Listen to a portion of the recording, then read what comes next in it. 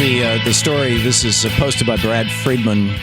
It's actually, this is the storyline of a broadcast, which bradblog.com is where you can find these things. It's basically Brad Friedman's radio show or his TV show or whatever it is. And he says,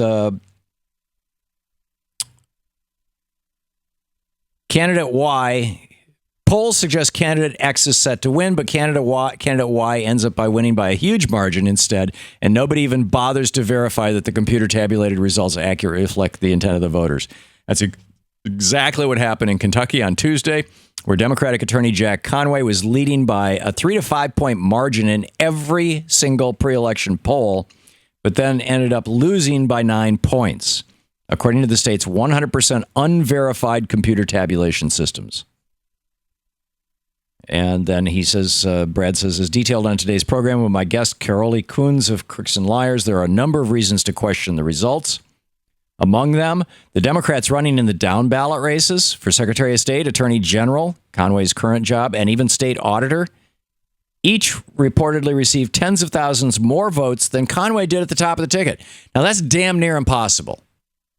People vote for every Democrat on the ticket except the person at the very top.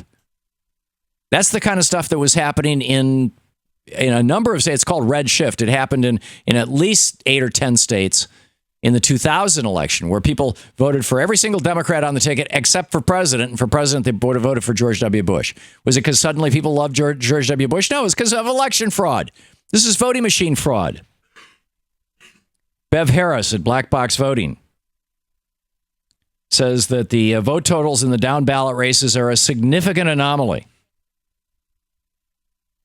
She said, this has to be looked at as a questionable outcome, particularly because of the discrepancies in the down ballot races. More votes in those races, not at the top. That just doesn't happen. She's right. It doesn't happen.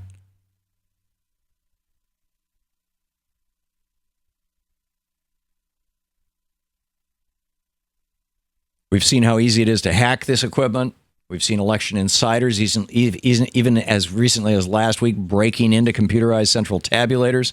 We've seen high-ranking election officials in Kentucky, including county clerks, circuit court judges, and school superintendents convicted for decades of insider election fraud, including the manipulation of electronic voting systems.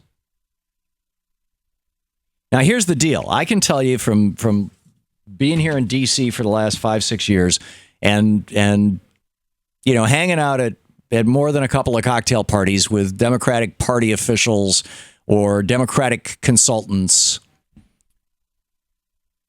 that this is an issue that no Democrat is willing to bring up out loud.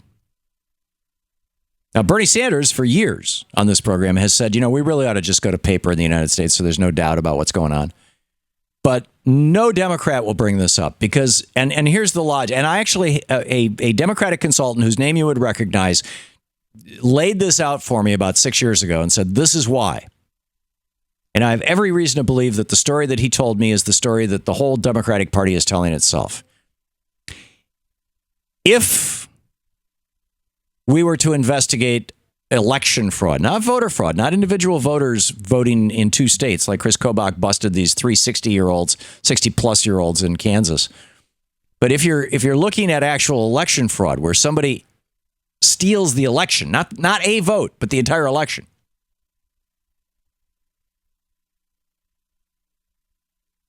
If you are looking at election fraud, there is a long and frankly rather frightening history of it in the United States, probably going back to our earliest elections, ballot stuffing ballot boxes, voting machines. I mean, it's just, this is a long time thing. But the story that the Democrats tell themselves is that if we start talking about election fraud, that Democratic voters will say to themselves, that electronic machine might just flip my vote, so why should I even bother? I don't think I'll even show up to vote.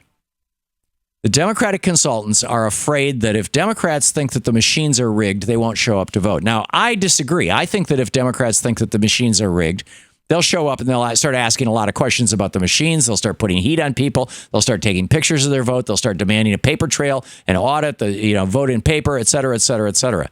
But that's not what the elected politicians and the Democratic Party officials believe.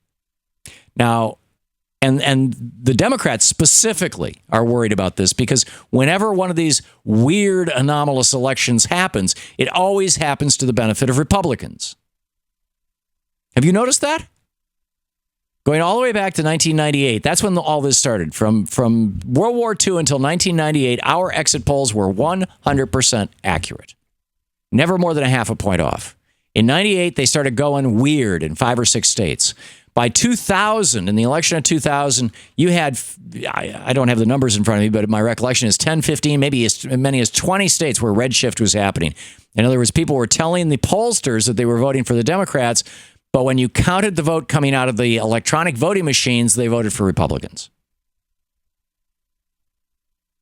Now, Republicans won't talk about it because all they have to say is,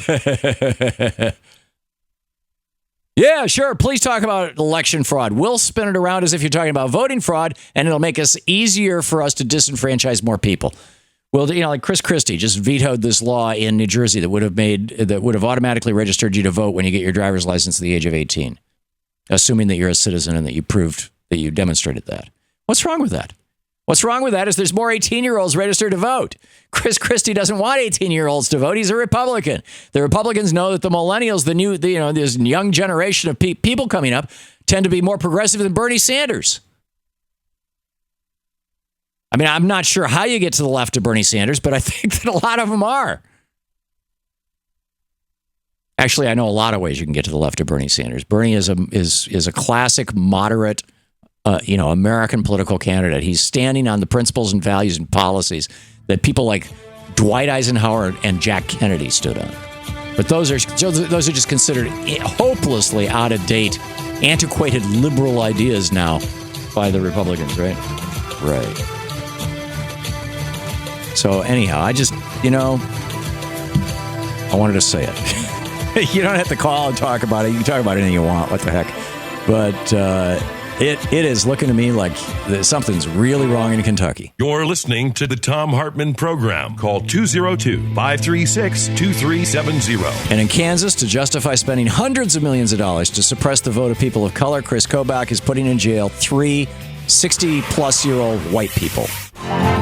To watch more clips from our programs, hit the Watch More Videos button over here. And please be sure to hit the handy-dandy subscribe button so you'll always be up to date. Tag, you're it.